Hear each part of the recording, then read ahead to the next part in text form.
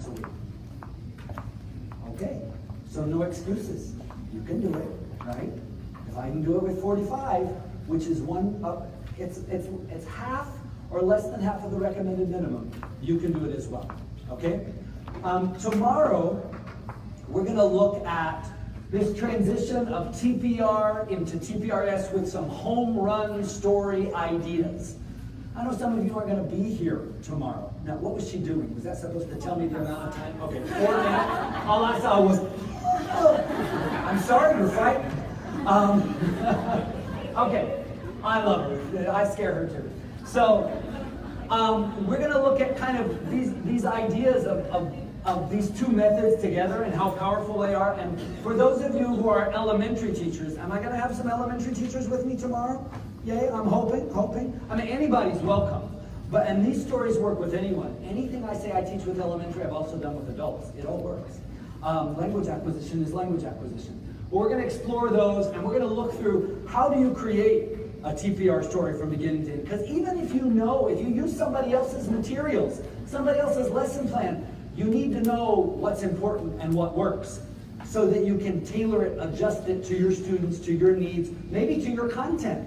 Maybe you found a story and you want to make science connections and teach some science content with it. Great. You need to understand that process. So we're going to look at that sort of thing. I've got lots of student examples that you can actually come into my class and see what we do. And how to coach actors. How to coach students. So they're providing the fun, they're providing the energy, and you can even sit down.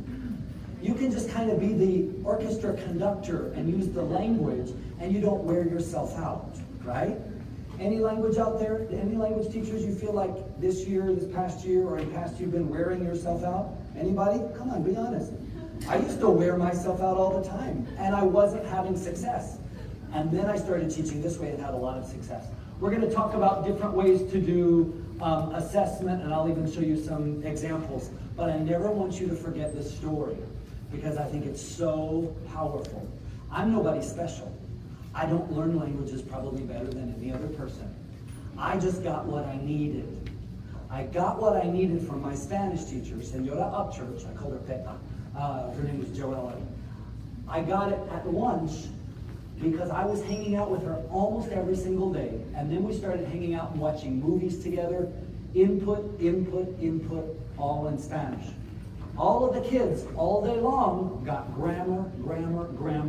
They got English about the structure of language. And they knew a lot about Spanish, but they could not what? Speak Spanish.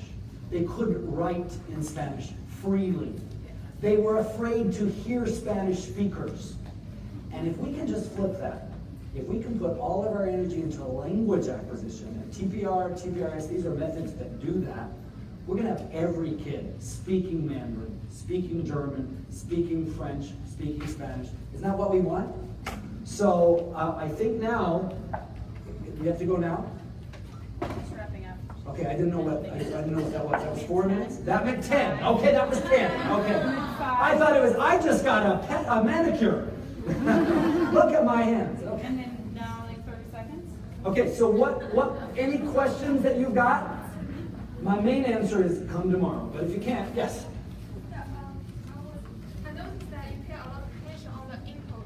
So what about the output? It's all about input. So let me answer that. Everybody says, well, I want my kids to talk. I want to get my kids to talk. What can I do to get my kids to talk? Understand language acquisition is all about input. I have the opposite problem. I can't get my kids to shut up.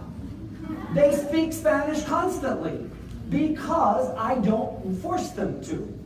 Because I communicate with them in Spanish and they respond back to me.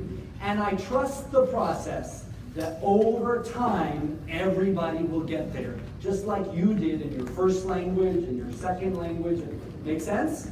But that means we have to inform ourselves, how does language acquisition work? Through input. Trust the process. And reading is a big part of that input. Don't forget reading, step 3 of TPRS, and also readers. Everybody got their reader? Hold up your reader. Hold up your reader, your little book that you got. Hold up that little book. That's not a book, that's a handout. Reader, I challenge you, backward plan from that little book. Get your kids reading the first chapter, the first few chapters of those books. You get them reading, they will know words so well, they will be speaking. Okay? I challenge you, you can do it. Trust the process. We gotta go. Just hit that and then post.